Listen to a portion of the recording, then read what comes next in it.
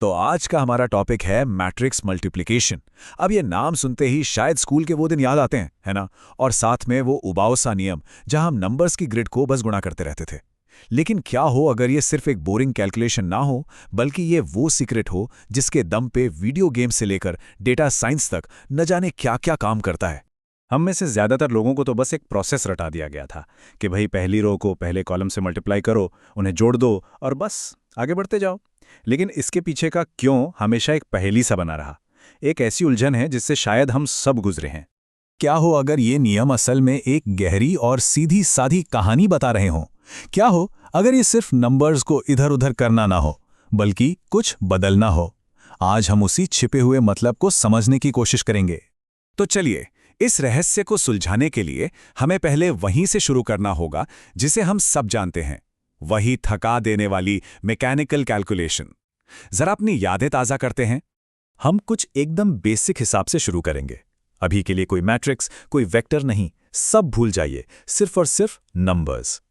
Okay, तो इन दो सवालों पर नजर डालिए। पहला है 2 गुणा 1 प्लस 3 गुणा 2, ये हुआ 8, ठीक है। और दूसरा 4 गुणा 1 प्लस 5 गुणा 2, ये बन गया 14। बहुत सिंपल है ना?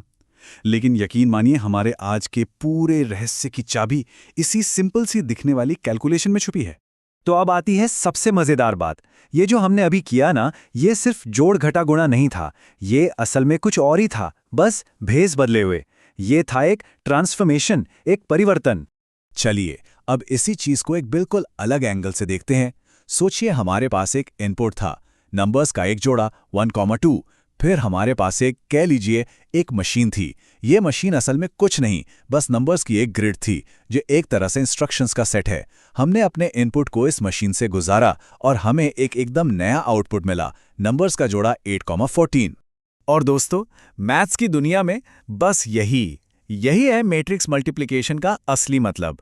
ये सिर्फ नंबर्स की कैलकुलेशन नहीं है, ये एक मैट्रिक्स यानी हमारी वो मशीन का एक वेक्टर यानी हमारे इनपुट को लेकर उसे एक बिल्कुल नए वेक्टर यानी हमारे आउटपुट में बदल देने का प्रोसेस है। अब ज्योमेट्री की भाषा में कहें तो इस बदलाव को ट्रांसफॉर्मेशन कहते हैं।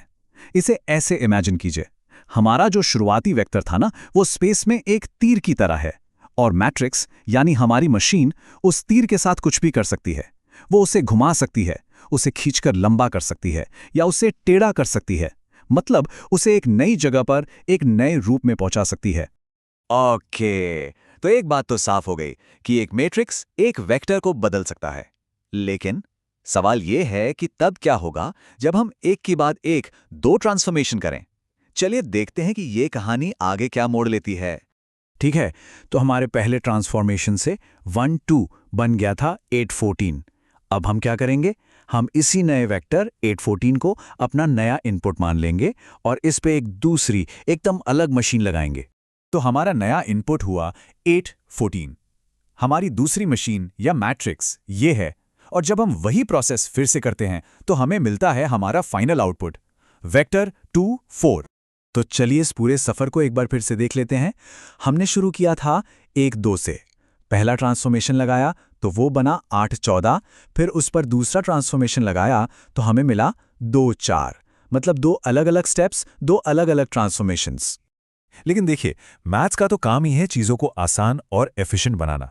तो असली सवाल अब ये उठता है, क्या कोई ऐसा तरीका है कि हम इन दो स्टेप्स को मिलाकर एक ही स्टेप में ये काम कर सकें? क्या कोई ऐसी सुपर मशीन बनाई जा सकती है जो हमें सीधे शुरू से आखिर तक पहुंचा दे? तो चैलेंज अब ये है, 2 स्टेप वाला रास्ता हमें पता है, वो काम भी करता है, पर क्या हम कोई ऐसा सिंगल अकेला मैट्रिक्स ढूंढ सकते हैं जो बीच वाले स्टेप को गायब ही कर दे? मतलब जो 1 2 को सीधा एक ही झटके में 2 4 में बदल दे। और इसका जवाब अलजेब्रा की एक बहुत ही खूबसूरत ट्रिक में छुपा है। देखिए, हमें याद है ना कि हमारा बीच वाला वेक्टर 8,14 वो आया कहाँ से था? वो पहले ट्रांसफॉर्मेशन का रिजल्ट था। तो क्यों ना हम उसे सिर्फ 8,14 की तरह ना देखें, बल्कि उस पूरे प्रोसेस की तरह देखें जिससे वो बना था। अगर हम इसे इक्वेशन की तरह लिखें तो ये कुछ ऐसा दिखेगा। हमारा फाइनल वेक्टर बराबर है मैट्रिक्स 2 गुणा मैट्रिक्स 1 गुणा हमारा शुरुआती वेक्टर। और अब असली खेल शुरू होता है जब हम इन ब्रैकेट्स की जगह बदलते हैं। देखिए, जब हम अलजेब्रा का इस्तेमाल करके इस इक्वेशन को खोलते हैं और फिर से रीग्रुप करते हैं, तो हम असल में क्या कर रहे हैं? हम अपनी दोनों मशीनों के इंस्ट्रक्शंस को मिलाकर एक सिंगल कंबाइंड इंस्ट्रक्शन सेट बना रहे हैं, और इसी से हमें मिलता है एक नया कंबाइंड मैट्रिक्स जो उन दोनों ट्रांसफॉर्मेशंस का मिला-जुला असर दिखाता है। और बस यही वो जगह है जहां हमें हमारी सबसे बड़ी खोज मिलती है। ये हमें उस सवाल का जवाब देता है, उस क्यों का, जिसके साथ हमने ये पूरा सफर शुरू किया था। तो सारी कैलकुलेशन के बाद हमें ये नया पावरफुल मैट्रिक्स मिलता है। यही है वो सुपर मशीन जिसे हम ढूंढ रहे थे। ये अकेला मैट्रिक्स उन दोनों ट्रांसफॉर्मेशन का काम एक साथ एक ही स्टेप में कर देता है। अब जरा 1 मिनट रुकिए और इस नए मैट्रिक्स के नंबर्स को देखिए। ये -5 कहां से आया? ये है 2 गुणा 2 प्लस 3 गुणा -3। मतलब पहले मैट्रिक्स की पहली रो और दूसरे मैट्रिक्स का पहला कॉलम। अरे ये तो वही रो बाय कॉलम का नियम है जो हमें स्कूल में रटाया गया था। तो सबसे बड़ी बात जो हमें समझनी है वो ये है, मैट्रिक्स मल्टीप्लिकेशन का वो उबाऊ सा नियम कोई रैंडम बेमतलब की चीज नहीं है। ये असल में दो अलग-अलग ज्योमेट्रिक ट्रांसफॉर्मेशंस के असर को मिलाकर एक सिंगल ट्रांसफॉर्मेशन में बदलने का फॉर्मूला है। ये एफिशिएंसी का फॉर्मूला है। और अब इस पूरी समझ के बाद मैं एक सवाल के साथ इस बात को खत्म करना चाहूंगा। हमें हमेशा सिखाया गया है कि मैट्रिक्स में A गुणा B गुणा A के बराबर नहीं होता। अब जब हम जानते हैं कि मैट्रिक्स असल में ज्योमेट्रिक बदलाव हैं, तो क्या हम सोच सकते हैं कि ऐसा क्यों होता है? आखिर ट्रांसफॉर्मेशंस का क्रम, उनका ऑर्डर इतना जरूरी क्यों है? इस पर सोचिएगा जरूर।